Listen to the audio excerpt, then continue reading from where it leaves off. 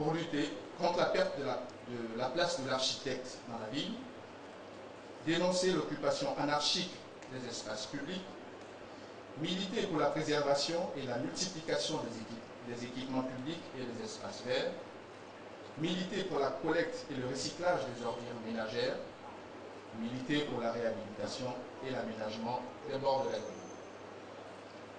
Archibat, c'est aussi l'occasion pour les experts de notre pays et d'ailleurs de mener dans le cadre des conférences et ateliers qui sont organisés au cours de ce salon, des réflexions sur l'amélioration du cadre bâti, débattre des politiques de l'habitat et de planification urbaine. Nous entendons donc, au sortir de chaque édition d'Archibat, mettre en place un comité scientifique qui exécute et met en œuvre les produits des réflexions menées lors de ces assises. Nous espérons également, pour les prochaines éditions, comme l'a si bien dit Ismaël tout à l'heure, M. Nguessan, bénéficier d'un véritable parc d'exposition. Nos partenaires sont prêts à participer à sa réalisation, à participer à la réalisation de cet équipement qui fait cruellement défaut à la ville d'Abidjan. Monsieur le ministre de la Construction, de l'Urbanisme et de l'Habitat, il y a 2 ans, lors de la première édition, le président de la République, qui présidait cette manifestation, nous a invités à la révolte devant la dégradation de notre cadre de vie. Cet appel, nous l'avons compris et intégré presque en art de vivre. Mais hélas, que vaut la révolte sans les armes institutionnelles? Que vaut la révolte sans l'impulsion et l'adhésion du plus grand nombre?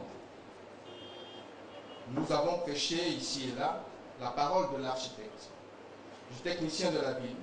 Nous avons alerté, expliqué, conseillé et parfois, souvent même, nous nous sommes énervés, nous nous sommes révoltés. Nous nous sommes révoltés sur l'invitation du président de la République parce que nous pensons, comme Albert Camus, que l'une des seules positions cohérentes devant l'absurde de notre urbanisme fou, c'est la révolte. Mais aujourd'hui, Monsieur le ministre de la Construction, nous vous prions de bien vouloir transmettre au président de la République, sauf son respect, une invitation à initier la révolution. Oui à la révolution. Cette révolution qui, grâce à la volonté politique, appelle au bouleversement de nos modes de vie, de notre genre de vie, et qui aura pour objectif principal la création de la ville africaine du XXIe siècle. La création de la ville africaine du XXIe siècle avec nos moyens, nos possibilités et le génie créateur des architectes des Côte d'Ivoire. Cette révolution du projet s'accompagne aussi d'une révolution de la méthode dans laquelle l'architecte, le législateur, les décideurs politiques et même, pourquoi pas, les populations travailleraient ensemble, chacun selon ses compétences et ses prérogatives. À l'architecte incomberait le travail de création et la force de proposition, et aux politiques, il appartiendrait l'impulsion nécessaire pour voir aboutir le nouvel urbanisme de demain. Oui, nous sommes révoltés. Alors faisons cette révolution pour changer nos villes et changer nos vies. Je vous remercie.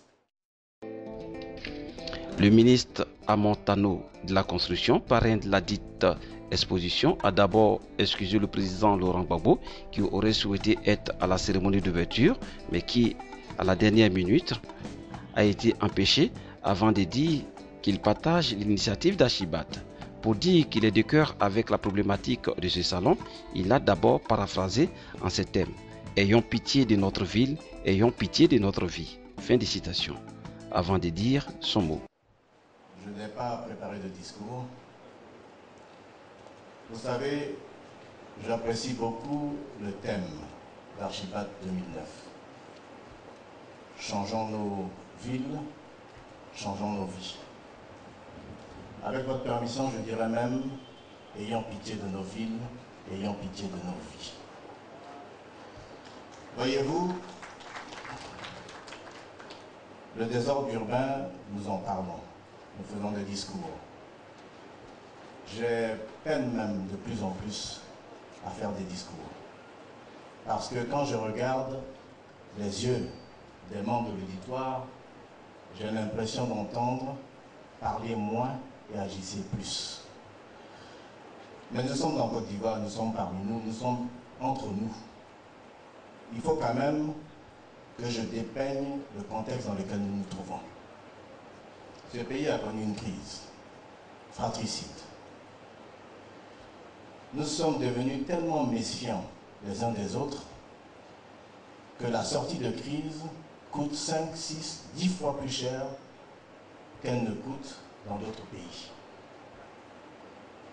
Ce pays a des ressources, mais la crise les a raréfiées et a fait que le prix de la sortie de crise fait défaut à l'amélioration quotidienne du cadre de vie des Ivoiriens.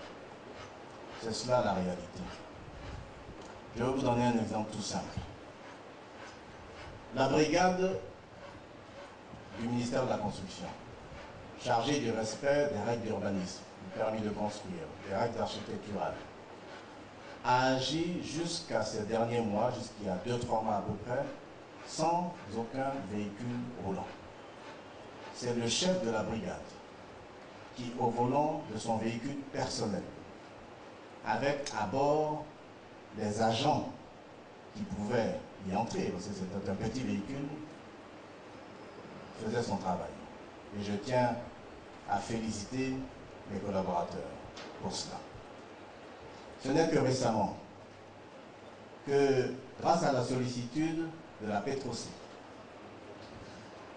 d'un opérateur privé, que je ne citerai pas, et aux promesses de la Société Générale, que nous avons bénéficié de 2 véhicules double cabine de la Petrosi, de carburant, et d'un véhicule de cet opérateur privé. C'est dans ces conditions-là, mesdames et messieurs, que nous travaillons. Il est bon que vous le sachiez. Même la révolution a besoin de moyens. Même le nerf de la guerre de la révolution, c'est l'argent. Dans cette affaire, il n'y a pas d'un côté les pouvoirs publics qui sont acteurs et de l'autre côté des usagers. Nous sommes tous acteurs et nos villes seront ce que nous en ferons. Pouvoir public, architectes, urbanistes, citoyens, abidjanais. Est-il besoin de faire un discours? Quoi de plus éloquent que la ville d'Abidjan, la désolation que nous voyons en parcourant cette ville? Quoi de plus éloquent que la désolation que nous voyons en parcourant les villes de l'intérieur? La volonté du président de la République s'est exprimée clairement. Lors du dernier remaniement ministériel, il a bien voulu créer un ministère de la ville. J'ai honte de vous dire de quels moyens financiers, institutionnels et fonctionnels dispose le ministre de la Ville. J'échangeais ce matin avec lui au téléphone sur une communication que nous devons présenter en Conseil des ministres prochainement. Et je lui ai suggéré qu'avec mon collègue des infrastructures économiques, nous nous asseyions pour voir comment nous pouvons donner plus de cohérence aux textes qui régissent nos attributions et faire en sorte que le ministère de la Ville, qui est un ministère transversal, puisse jouer le rôle que le président de la République a voulu exprimer en le créant. C'est une vision, c'est une volonté politique. Il faut maintenant donner à cette volonté politique la possibilité de prendre corps.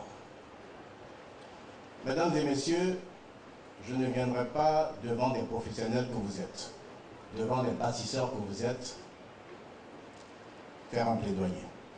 La situation, vous la connaissez aussi bien que moi, certainement mieux que moi-même. Mais je voudrais simplement lancer un appel aux uns et aux autres. Et je le répète et j'insiste. Cette affaire, c'est notre affaire à tous. Monsieur le président de l'Ordre des architectes, il ne serait pas convenant d'interpeller publiquement les uns et les autres. Et je ne parle pas seulement des architectes. La critique est aisée, elle est positive. Et nous l'acceptons parce qu'elle nous permet de ne pas nous endormir face au spectacle désolant de nos villes, je le répète. Mais sachant en critiquant que nous nous critiquons tous. Donc ensemble, je le répète encore, ayons pitié de nos villes, ayons pitié de nos vies. Je salue Archibald 2009.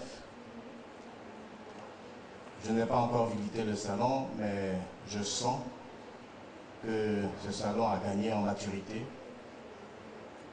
Ce salon, j'espère, l'année prochaine pourra se tenir dans un lieu plus approprié. Je lui souhaite plein succès pour cette deuxième édition. Vive la Côte d'Ivoire, que Dieu nous bénisse.